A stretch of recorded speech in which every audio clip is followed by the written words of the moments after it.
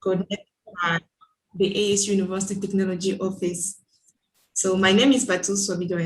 I'm a student in my second year of master's. I'm reading information systems management, and I'll be hosting this meeting along with Donnell. Donnell, you can introduce yourself. Yes, I'm Larry Levesque with Palo Alto Networks here in Phoenix, Arizona. So my role today is to help introduce the panel here with using the fireside chat structure. And today's topic is around community engagement in the post-pandemic world, especially around K-20 and the governments, the local governments that surround them. So this is going to be very interesting, and where this dialogue tracks to. So with that, I want to introduce some very unique players here as far as the team goes. We have Fadi from Palo Alto Networks running our K-12 practice. We have Hunter from our higher ed practice at Palo Alto, and some other community members.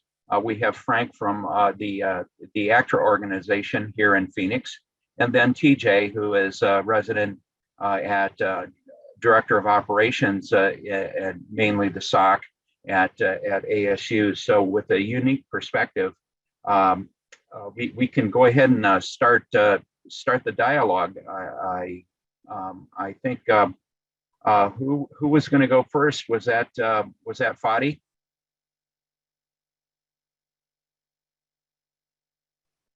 Sure. Hello, everyone, and glad to be here in this conversation today. So I share a little bit also about my background in having the honor to serve in a CIO capacity in both a large public school district and a large city. And it's really unique times that we are living here these days that really brought this cybersecurity to the forefront of a lot of concerns, and not necessarily just a concern, but even a practice that is long overdue to be taken more seriously, as we are seeing more of technology embedded in our day-to-day life in all of our organizations of any sort and shape, and reliance on data, which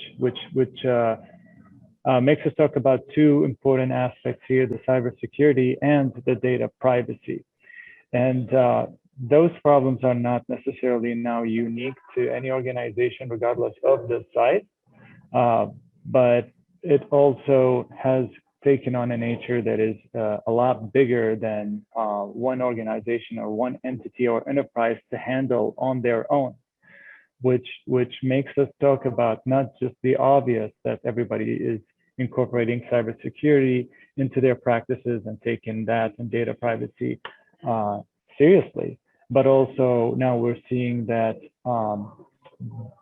there are bigger problems, or shall we say there are bigger opportunities here in digital collaboration across agencies. A lot of our agencies and enterprises do have to work together by nature. We do exchange data by nature, and protecting that data from one side and not the other is counterproductive, let alone the information and intelligence sharing. So there's something I like to call the hospital gown effect, where we in one agency would have our data and have it all protected, and we invest upwards of millions of dollars in cybersecurity and data privacy assurances. Yet again, we do share that information with another agency that have less rigid practices.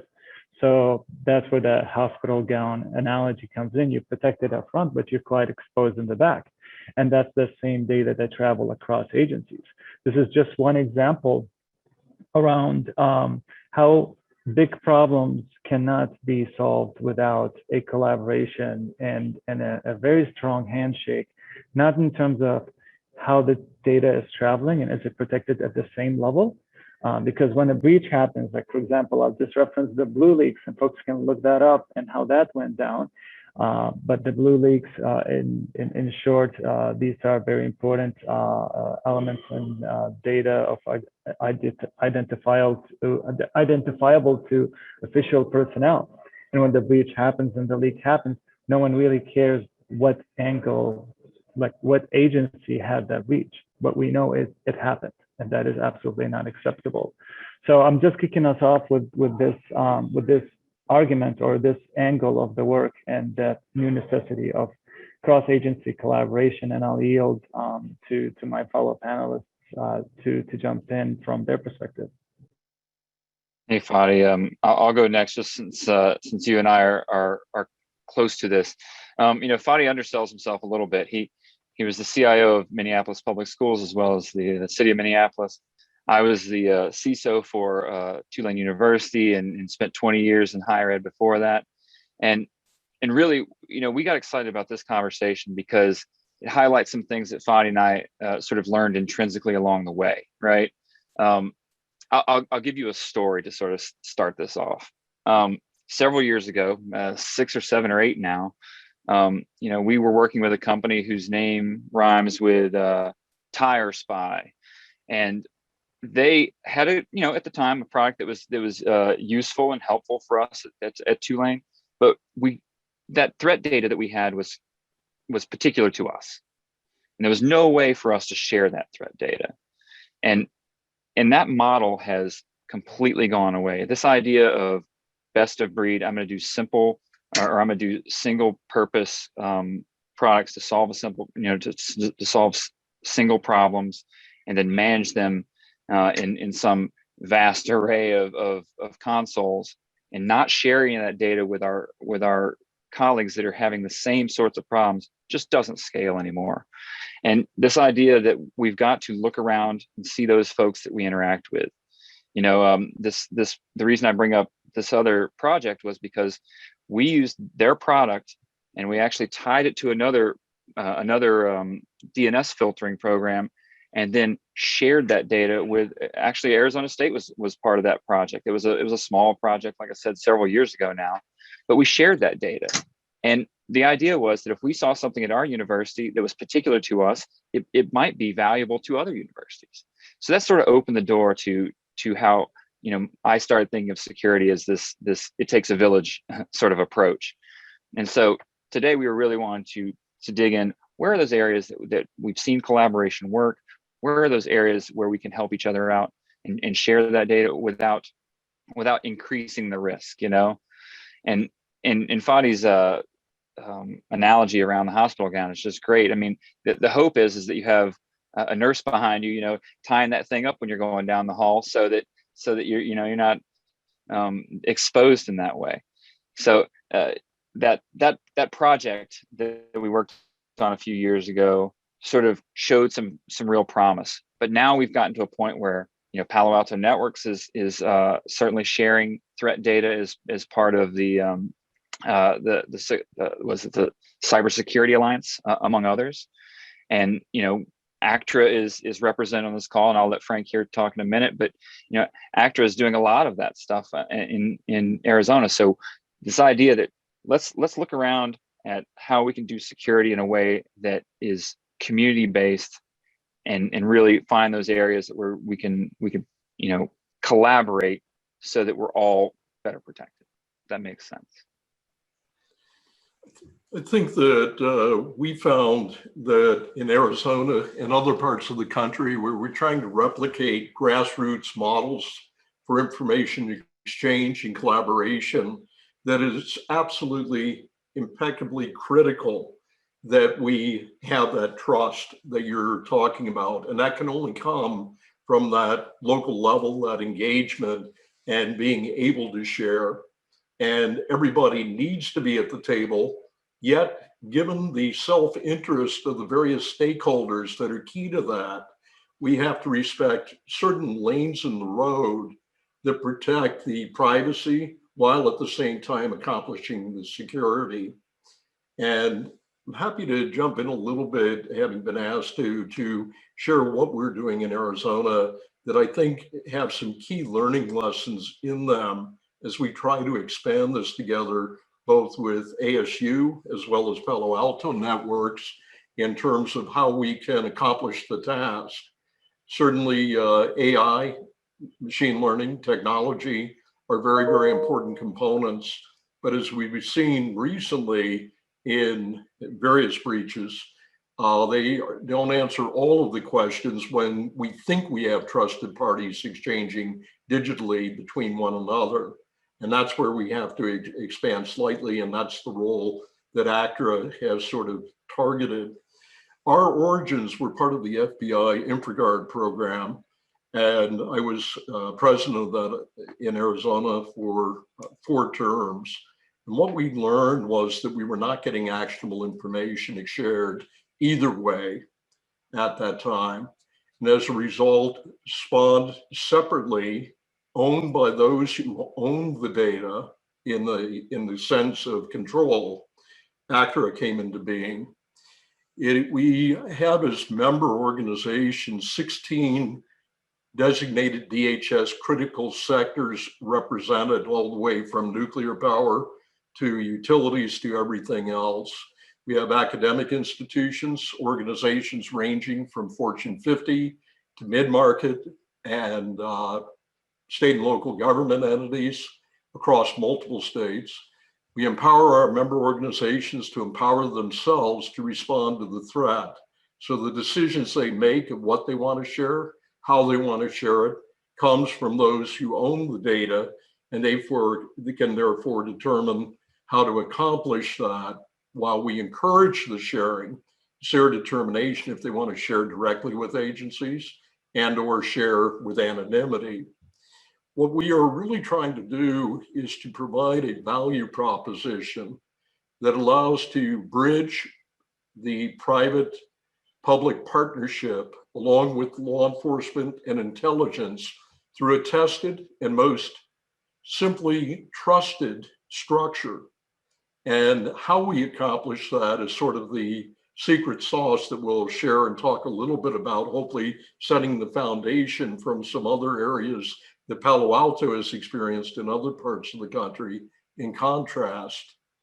This allows us, by creating that hub of trust, to crowdsource anomalous activities that's not picked up by the automated systems that are in place or the security stack. What we also do in that value proposition is to try and challenge cybersecurity solutions through collaboration, such as the establishment of our North American Cyber Range Alliance initiative, bringing together cyber ranges and universities in various parts of the country that can effectively be able to have a collaborative role in bringing tools to those who have the promise and capability to step into cybersecurity. Filling in Arizona are 8,000 open jobs in cybersecurity. We assist in the seeding of grassroots initiatives in other parts of the country. We have done this and are doing it because we believe that those have to reflect the local community to be successful in achieving trust. Yet we also couple this with a national swarming defense strategy, similar to Palo Alto's sharing of information, that allows us to essentially leverage what's in place for a whole of nation defense strategy. The organization was founded as a 501c3 public foundation, so very much like a nonprofit university or hospital. The mission is really to preserve the opportunity and the way of life for current generations and those that will follow, respecting privacy rights while responsibly supporting information exchange and response for the common good. Now that's a mouthful, but it has some very implicit things in it, specifically things I didn't mention, like TJ, I have children and grandchildren, not like TJ on the grandchildren yet. But the key thing with that is if we're going to preserve the opportunities we've had, we need to begin to think out of the box differently, and collaboration is the cornerstone of that. The organization, as it was founded, is meant to address things that we've seen in recent breaches like SolarWinds, the MS Exchange breach, Colonial Pipeline. These are all visible examples of where the defense stacks failed, not necessarily because of the technology that was in place, but because of gaps in it that we have not yet been able to address successfully. Therefore, we need to be able to share information, but more importantly, it needs to be actionable to protect the perimeter, and it needs to happen very, very rapidly. ACTRA's role is to provide timely, actionable threat intelligence that integrates machine to machine with our individual members' defense systems while remaining wholly under their control. This addresses the symptom, meaning keeping their assets safe in the short term. But to address the underlying problem, the disease, we have to have that sharing generally, but not always, at the option of the member, with law enforcement and intelligence to take down the threat at the source.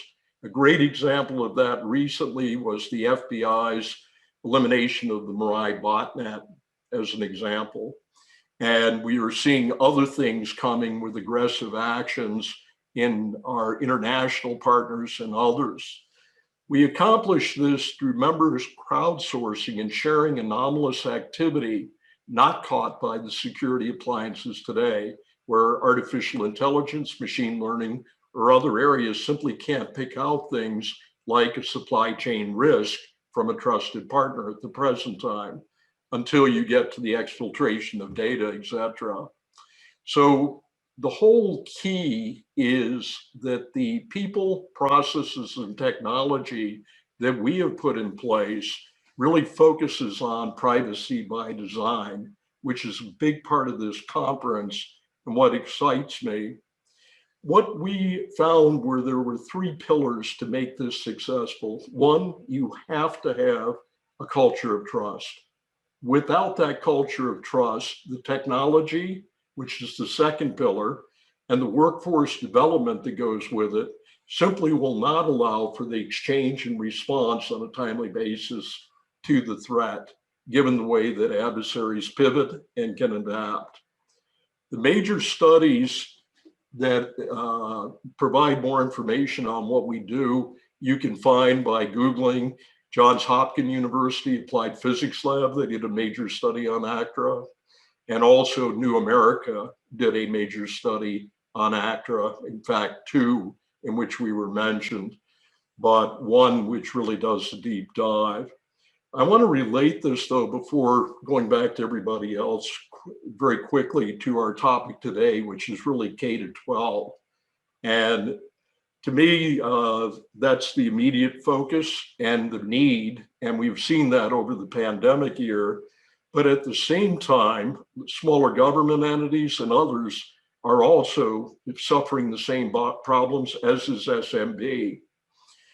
The school districts and the charter schools remain at risk. Today, even if they have our threat intelligence as an example, they can't respond to the threat due to a lack of qualified people, processes, and technology that would allow them to respond.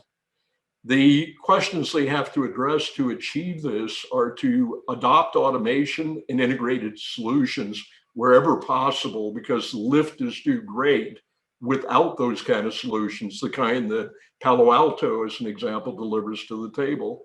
Secondly, workforce development, because if you have those solutions, you have to have staff to effectively utilize the technology, and or you're going to be in a rift to be able to apply it. And lastly, and possibly most importantly, given the budget problems, affordability. Without affordability, we can't do anything, even though we'd like to. So I want to just wrap up my comments by saying I'm very excited by the prospect of working with both Palo Alto and Cisco to proactively explore ways to address this situation by pooling our resources and coming together to see if we can possibly provide out-of-the-box solutions that can address this problem in a very meaningful way. possibly even building on the SuperSOC construct that ASU initiated. TJ, I don't know if you want to jump in to follow on with those thoughts. Yeah, love to. Hi, everyone. TJ Witucky, Director of ASU Security Operations Center. Frank's comments are spot on. He hit on several of the key themes. Trust is the ground to which we're standing on today in this whole summit. So it all starts with trust, but the partnerships, the power of partnership is really what it comes down to. And just I want to thank Palo Alto and ACTRA for being here, and especially Palo Alto for sponsoring this particular session, because this is an example of how we need to come together and have those partnerships to be able to serve the underserved. So the ASU happens to be in a fairly decent position, and we're able to afford some of these solutions like a Palo Alto, a Cisco, and come in and give us the tools necessary, and along with the workforce development, use those tools in ways to protect ourselves. But not all entities can do that, especially speaking from the K through 12 environments, local city and state governments. Pretty much everything we've seen in the ransomware headlines recently, they probably just couldn't afford the level of cybersecurity protections and tools that would afford some protection against that ransomware. So one thing that I think ACTRA has done very well in the years of its existence is provide a space for the member organizations to do some information sharing and really build those networks and partnerships. So I think we are poised now to kind of take it to the next level and bring it to more of a operational assistance level. So that's really what the SuperSOC concept is all about. Some of you may have heard the term SuperSOC thrown about before. It's been in several different iterations at ASU here. I think the waters are ripe at this point to take it to a different stage. Really, the concept is that ASU or some entity that is, say, a trusted partner, trust is also key to this whole thing, would provide sort of those out-of-the-box solutions that are already built specifically for any particular protection, and provide that to some community that maybe wouldn't be able to afford that on their own. And through economies of scale, we'd be able to offer these solutions to those that couldn't afford them on their own, but also provide the expertise and the knowledge to be able to use those tools in the right manner and configure them correctly. And then thirdly, to operationalize them, to actually take, because a lot of cybersecurity tools will spit out alerts like crazy, but unless you've got someone on the other end or automation happening, those are just going to go nowhere. And it'd be like you alerted that something's happening and something bad will happen and nothing ever gets done. So with those three things, that I think is where we're poised to take the next step. But I'm glad to have the folks at Palo Alto and ACTRA to start to explore this. And I really want to kind of see what waters we can step into next, and see who's willing to kind of step into this journey with us. And I'm sure Palo Alto and ACTRA are one of the top two stepping in there, but the more people we can get in that arena, the better.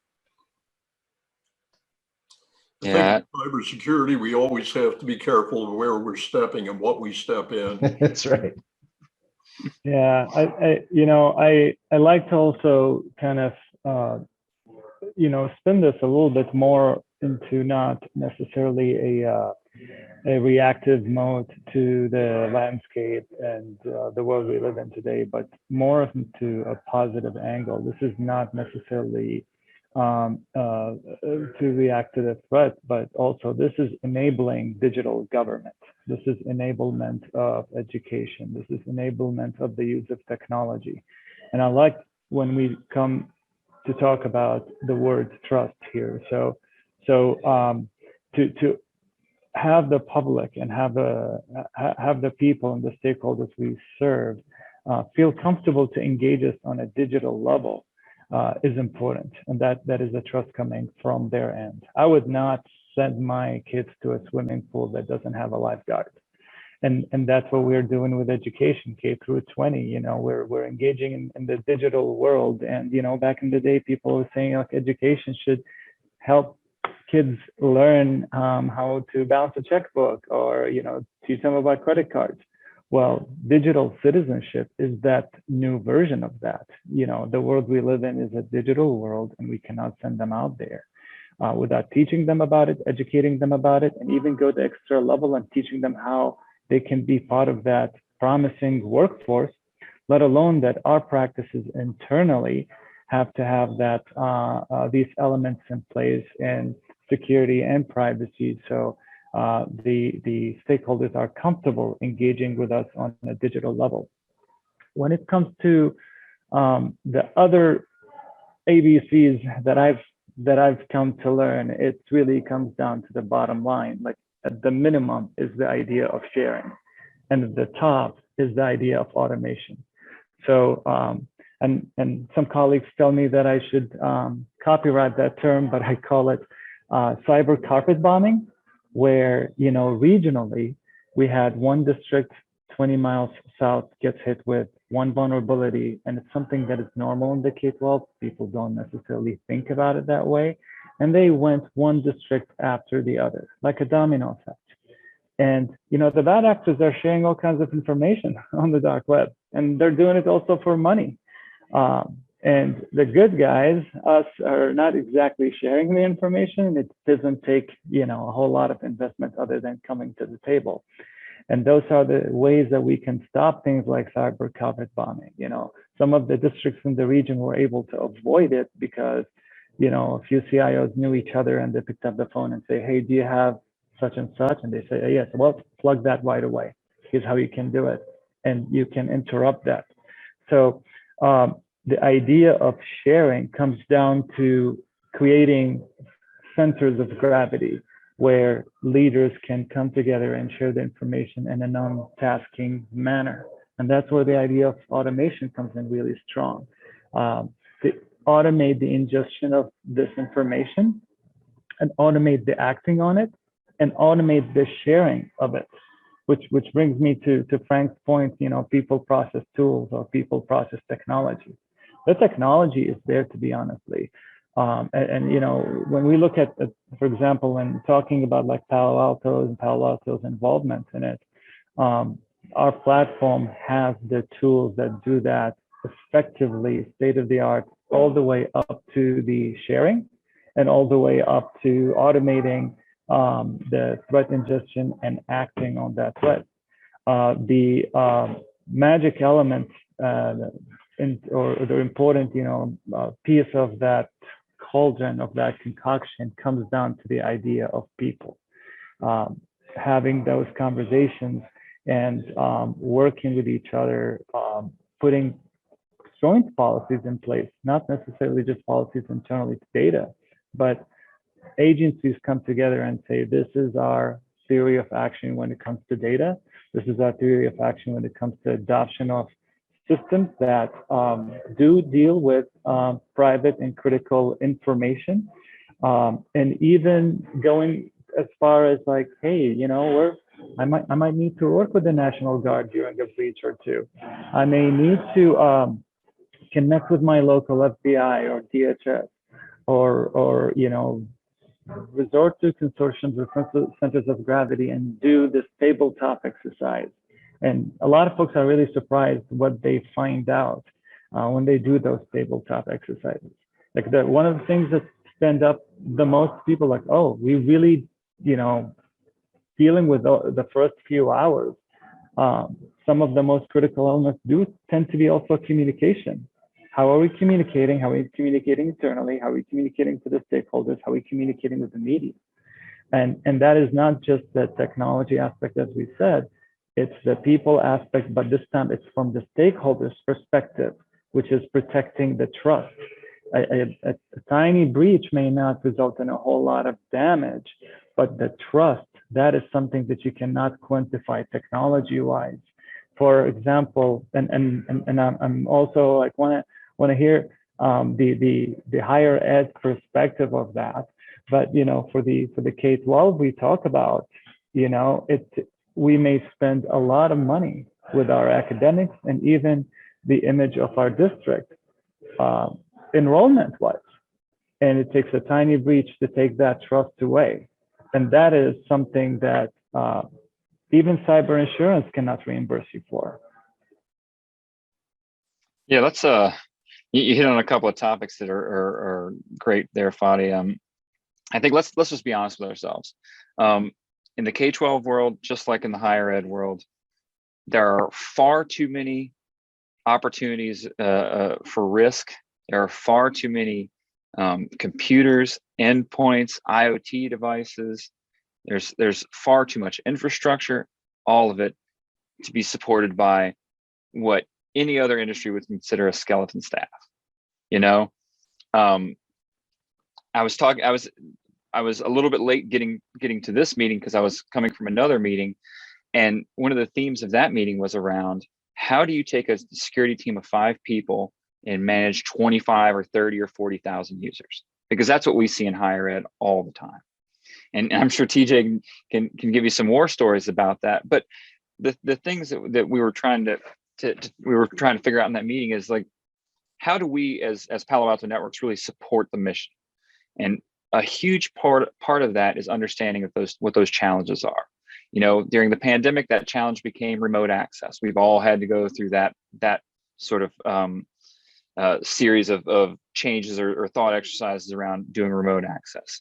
We have legacy tool sets that don't work with modern security problems, and they don't communicate. They don't share threat data in any way. TJ is talking about this super SOC concept, and as a user, if I don't have the tools to give him some of that threat data or to take that in, then I'm really missing a piece of that. And we have to educate each other around those things, because this best of breed idea is it's not holding up at this scale. And another one of the things that came up was this idea about bring your own devices. I used to tell vendors when they come into my office 5, 6, 8 years ago, they say, oh, we can support BYO. It's like, well, we've been doing that since the beginning of time. In the higher ed world, that's been that way forever.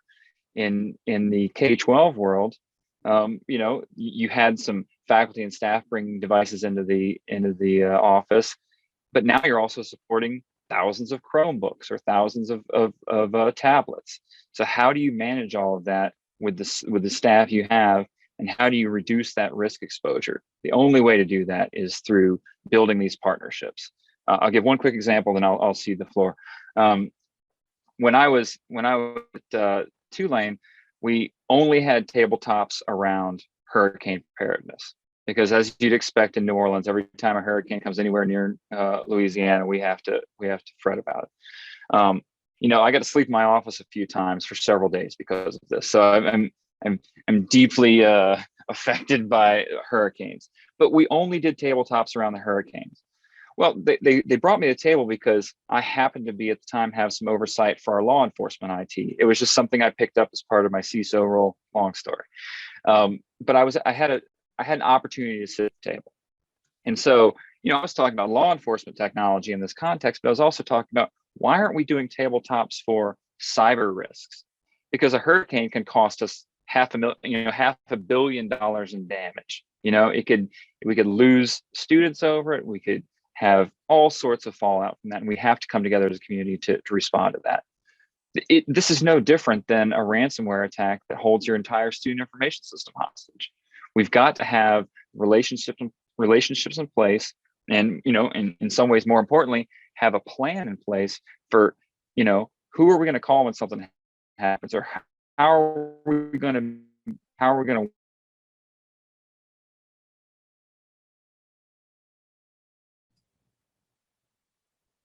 I lost Hunter, but I agree with him.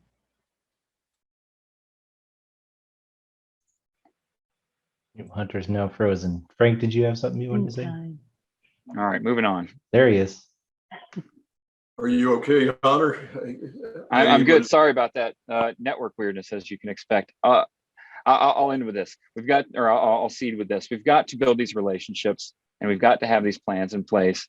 And having the threat intelligence is one piece of it. Having the tools that we can share together is a piece of it. But having all of these relationships built is incredibly important in all of this. I want to really call out ASU, who I think deserves a lot of credit with the social responsibility they're taking by exploring the SuperSOC concept. They have their own perimeter well protected. And I say perimeter, meaning the broader perimeter, supply chain, etc. But that being the case, they have the tools, the personnel, the career that attracts the personnel you need. And at the same time, they're willing to outreach to others who really need that assistance and can't provide it themselves other than through creative solutions. They can't afford to go directly to the commercial market or others for what I would call existing solutions. So I think that that is a very, very important role that ASU has played in the community, continues to do so.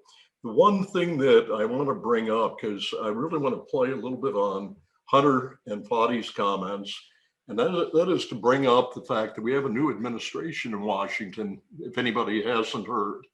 And that new administration has some very aggressive plans, and those are really out there already.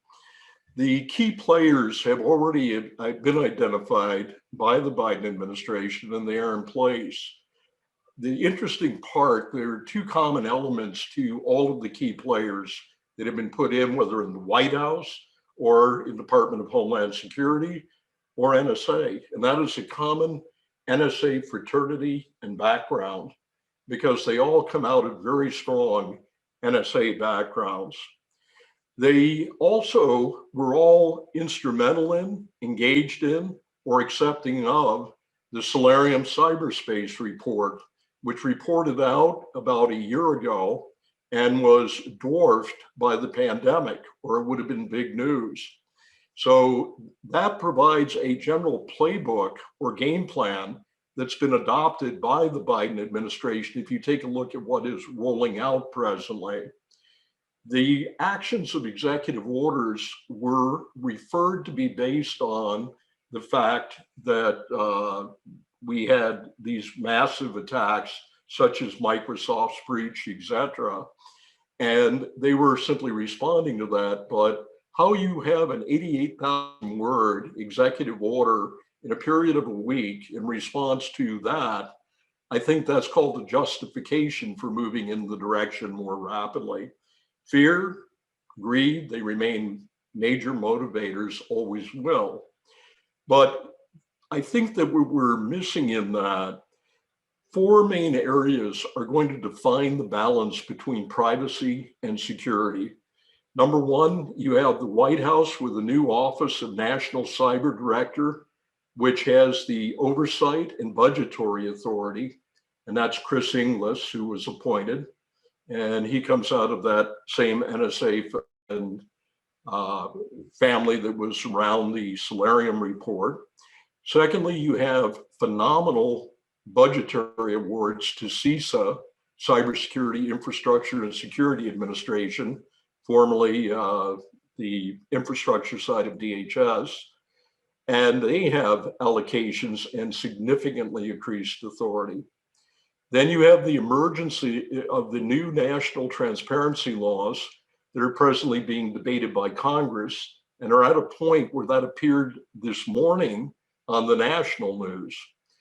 And then lastly, you have the emergence of new standards based on the establishment under the original executive order of a Bureau of Standards that's likely going to be influenced by certainly NIST, which many in cybersecurity have adopted, but also by the DoD framework for the maturity model, CMMC, which went into place at the beginning of this year, if that is successful, because it allows for a very categorized determination of the maturity of an organization, ability potentially to get insurance, ability and transfer risk, ability to have certain risk management programs that are successful, And that again will take us full circle, 360 degrees back to the technology and the manpower requirements.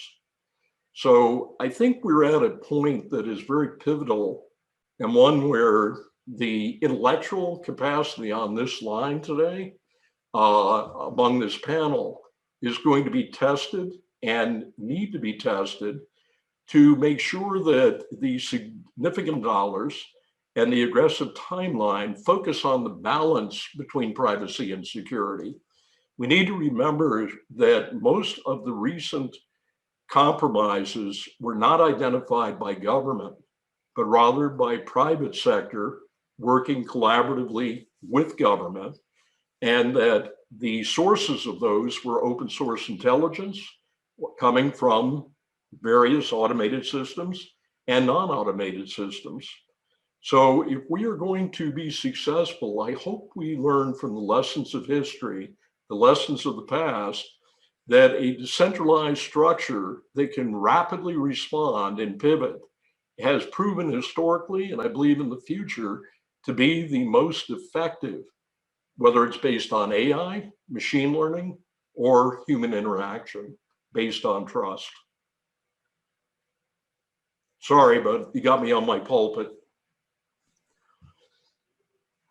You know, Frank, you bring up some very good points, and Hunter and Fadi and TJ, and the more I think of it here in Arizona and the role that ASU is playing, and even the title of the session, you know, referring to K through 20, certainly when you look at the university systems, what they've been able to bring this country, for instance, telemedicine. I mean, there's better ways to doing this. And when you look at an institution that can bring innovation and change, and you know, and especially reaching out to the K through 12 environment, where you know they just don't have the resources, and on top of that, you know, with higher ed and what they can do around workforce development, you know, so it just makes sense for these partnerships, ACTRA, private-public partnerships, to continue this journey with universities like ASU, and you know, that to me, that's why this session was so important to, I think, us, is whatever we can do to help energize that. You know, I think everybody on this panel, that we're all in, and any you know follow-on to-dos that we get out of this, I think it just needs to be a continuous loop here in finding ways to help, for instance, the super SOC energize and spread capability throughout K through 12 and even other higher ed institutions across our state.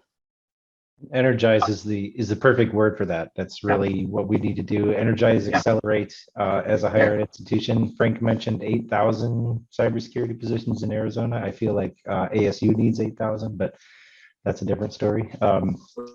Yeah, we just need to get the right workforce into the right places there.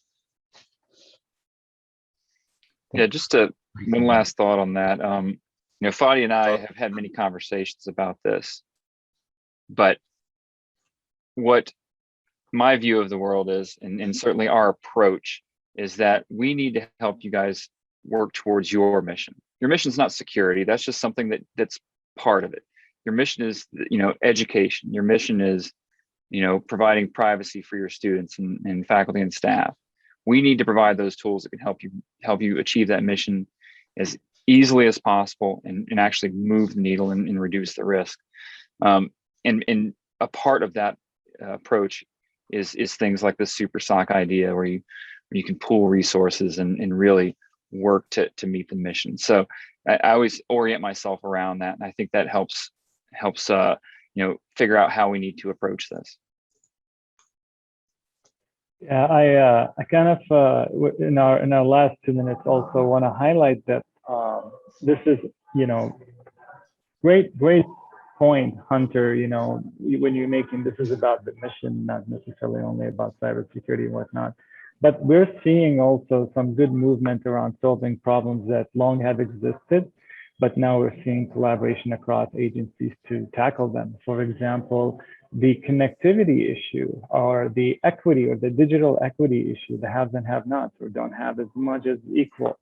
So we're seeing collaboration, between higher ed or K-12 in one direction, and then we got on the other end, you got the city, and even counties, and in some cases states are involved in providing, for example, the connectivity and broadband connectivity to rural communities or even urban disadvantaged communities. And part of that conversation is, how are we securing that? How are we making that available? And we are even leveraging technologies that now are catching fire. And wherever I go, like, oh, they're doing it. And it's really makes me feel so good. Like, okay, there it is. That's that synergy we were waiting for. And it's happening. And it's almost now, when that conversation comes up, people have another place to point out, like, well, they did it.